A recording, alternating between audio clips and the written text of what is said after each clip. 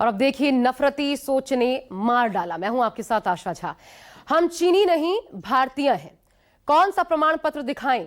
देहरादून में नफरती सोच के शिकार हुए एंजेल चकमा के यही आखिरी शब्द थे, लेकिन नस्लवादी टिप्पणी के विरोध में आपा खोए आरोपियों ने एंजेल चकमा और उनके भाई माइकल चकमा पर लाठी, डंडे, चाकुओं से हमला कर दिया। 15 दिन जिंदगी और मौत से जूझने के बाद 26 दिसंबर को एंजेल की सांसें टूट गईं। लोकसभा में विपक्ष के नेता राहुल गांधी ने एंजेल की मौत पर दुख का इजहार किया है, तो साथ ही बीजेपी की कथित नफरती सोच को इसके लिए सीधे तौर पर उन्होंने जिम्मेदार ठहराया। राहुल गांधी ने कहा है कि देहरादून में एंजेल चकमा और उनके भाई माइकल चकमा के साथ जो कुछ हुआ वो एक भयावह घृणित अपराध है। नफरत रातों रात पैदा नहीं होती। राहुल गांधी ने यह भी कहा कि हमें एक ऐसा मृत समाज नहीं बनाना चाहिए जो साथी भारतीयों को निशाना बनाए जाने पर आंखें मूंद ले। देखिए,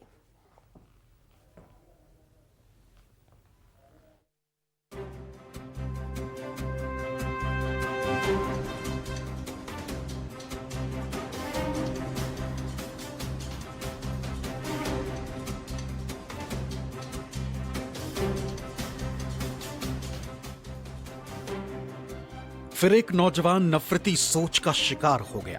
फिर एक नौजवान नस्लीय नफरत की भेंट चढ़ गया। पश्चिम त्रिपुरा के निवासी 24 साल के एमबीए छात्र एंजेल चकमा को नस्लीय टिप्पणी का विरोध महंगा पड़ गया। 9 दिसंबर को देहरादून में 6 लोगों ने एंजेल चकमा और उनके भाई माइकल चकमा पर चाकुओं से हमला किया और 26 दिसंबर को एंजेल ने अस्पताल में दम तोड़ दिया। एंजेल की मौत ने पूरे देश को गुस्से से भर दिया और राहुल गांधी ने बीजेपी की नफरती सोच के खिलाफ हल्ला बोल दिया। एक्स पर राहुल गांधी ने लिखा, देहरादून में एंजेल चकमा और उनके भाई माइकल के साथ जो हुआ वो एक भयावह घृणा अपराध है। नफरत रातों रात पैदा नहीं होती। सालों से इसे रोजाना, खासकर हमारे युवाओं को जहरीली सामग्री और गैर जिम्मेदार बयानों के माध्यम से बढ़ावा दिया जा रहा है। सत्ताधारी भाजपा के नफरत फैलाने वाले नेतृत्व ने इसे सामान्य बना दिया है। भारत सम्मान और एकता पर बना है, डर और दुर्व्यवहार पर नहीं। हमारा देश प्रेम और विविधता का देश है। हमें एक ऐसा मृत समाज नहीं बनना चाहिए जो साथी भारतीयों को निशाना बनाए जाने पर आंखें मूंद ले। हमें आत्मचिंतन करना होगा और यह समझना होगा कि हम अपने देश को किस ओर जाने दे रहे हैं। मेरी संवेदनाएं चकमा परिवार और त्रिपुरा तथा उत्तर पूर्वी भारत के लोगों के साथ है। हमें आपको अपने साथी भारतीय भाई बहन कहने पर गर्व है। 9 दिसंबर की शाम जिज्ञासा यूनिवर्सिटी में एमबीए फाइनल ईयर के छात्र एंजेल चकमा अपने भाई माइकल चकमा के साथ सेलाकुई बाजार गए थे, जहां कुछ स्थानीय युवकों ने उनके चेहरे और भाषा को लेकर नस्लीय टिप्पणी की। एंजेल चकमा ने कहा कि वो चीनी नहीं बल्कि भारतीय हैं और इसे साबित करने के लिए कौन सा प्रमाण पत्र दिखाएं।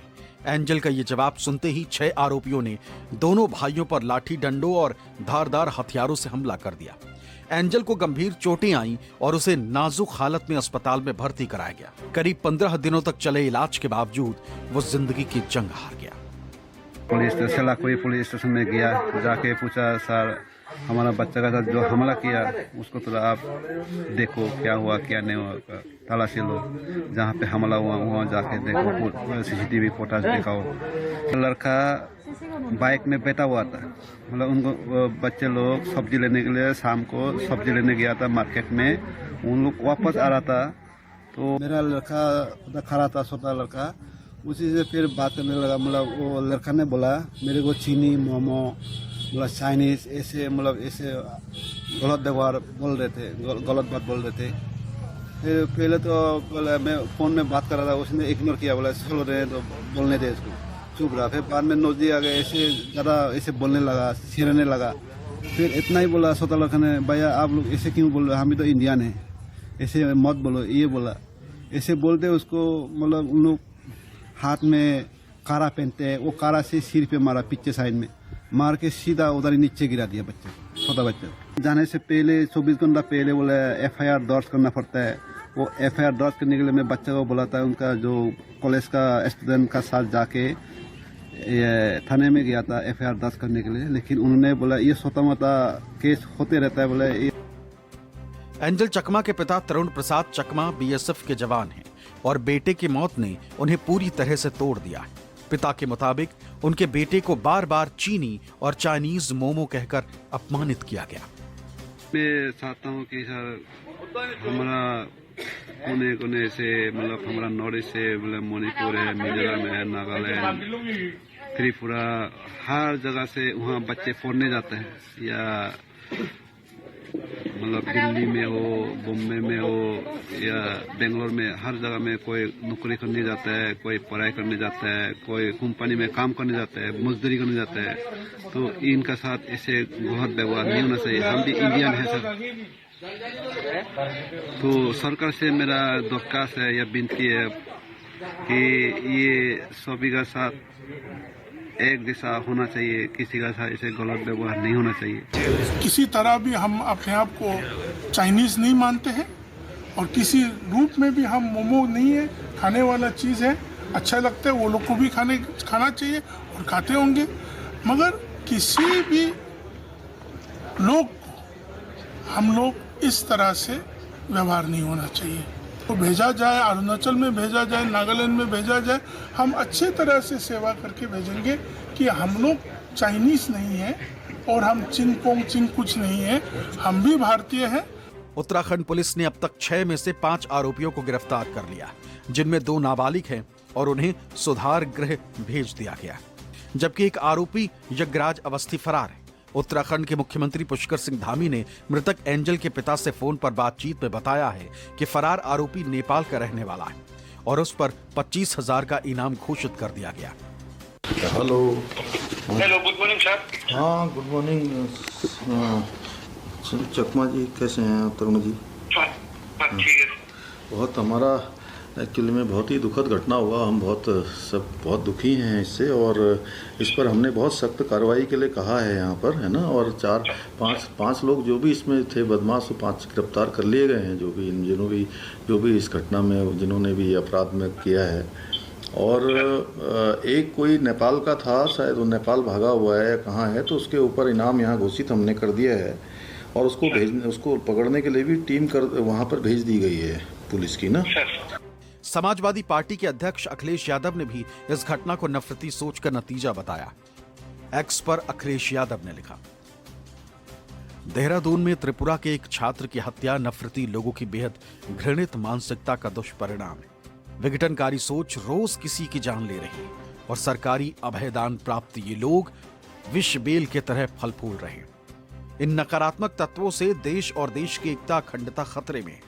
आज इन हिंसक हालातों में यही बात सबसे ज्यादा जरूरी है कि हम सब शांति प्रिय, सौहार्दपूर्ण विचार वाले लोग एकजुट होकर ऐसे असामाजिक लोगों को अपने बीच पहचानने का काम करें और इनका बहिष्कार भी करें, नहीं तो हम में से कोई भी कल को इनकी हिंसा का शिकार हो जाएगा। उत्तराखंड पुलिस 5 आरोपियों को गिरफ्तार किए जाने का दावा कर रही, लेकिन कांग्रेस की माने तो जो पुलिस की गिरफ्त से दूर है वही यज्ञराज अवस्थी मुख्य आरोपी है।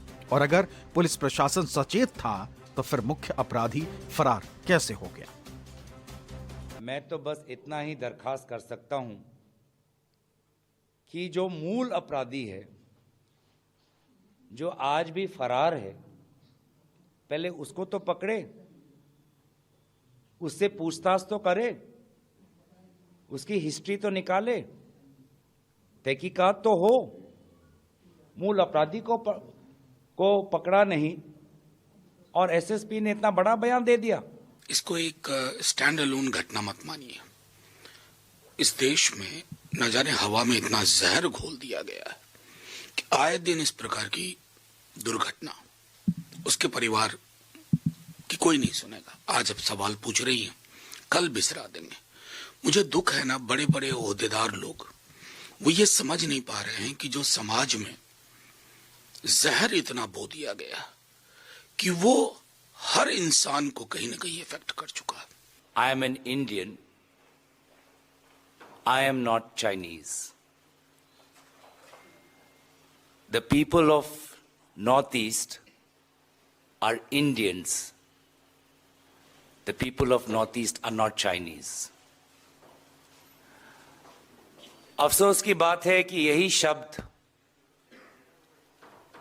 9 दिसंबर को त्रिपुरा के 24 साल के युवक एंजल चकमा को देहरादून में कहना पड़ा। ये देहरादून में जो हुआ है इसका तो मुख्यमंत्री तो कदम उठा ही रहा है, पुलिस कार्रवाई सख्त होना चाहिए। मैं जो कह रहा हूं कि जो मानसिकता है कि अपने देश के हो या किसी भी विदेश हो, क्यों मजाक उड़ाना चाहिए? किसी का जात, किसी का नस्ल या किसी का धर्म लेकर के क्यों मजाक उड़ाना चाहिए? तो ये तो नॉर्थ ईस्ट में हो या कहीं भी हो, बाहर से आने वालों के खिलाफ में इस तरह का मजाक उड़ाना और अटैक करना, ये तो देश के लिए बहुत ही शर्मनाक घटना है। इसलिए मैंने कहा, देखिए, जहां जहां भारतीय जनता पार्टी की सरकारें हैं वहां वहां धार्मिक, जाति और क्षेत्रीय असहिष्णुता लगातार बढ़ रही है। बरेली में गिरजों पर अटैक हो रहा है, बरेली में कैफे पर अटैक हो रहा है, उत्तराखंड में पूर्वोत्तर छात्रों पर अटैक हो रहा है, छत्तीसगढ़ में गिरजों पर अटैक हो रहा है, इलाहाबाद में यानी प्रयागराज में दरगाहों पर अटैक हो रहे हैं। ये सारे के सारे अटैक भारतीय जनता पार्टी के शासनकाल में हो रहे हैं। भारतीय जनता पार्टी सांप्रदायिकता की और क्षेत्रीयता की और भाषा की जो राजनीति की जहर की फसल बो रही है, उसका नुकसान देश उठा रहा है। उत्तराखंड का सरकार ने सख्त कार्रवाई शुरू किया है। उत्तराखंड का मुख्यमंत्री ने भी बहुत सख्त कदम उठाया है और शायद 5 लोग अरेस्ट भी हो गए हैं। लेकिन मैं ये चाहता हूं कि जो दिल्ली में जैसे व्यवस्था बनाया हुआ है दिल्ली पुलिस में, वैसे हर प्रदेश का जो मेट्रोपॉलिटन पुलिस है, अगर वो कदम उठाए तो अच्छा रहेगा। लगभग 12 दिन जो हमें मीडिया के द्वारा जानने में मिला है, 12 दिन लगे इस एफआईआर को दर्ज करने में। जब छात्रों ने प्रदर्शन की तब जाके एफआईआर रजिस्टर हुआ।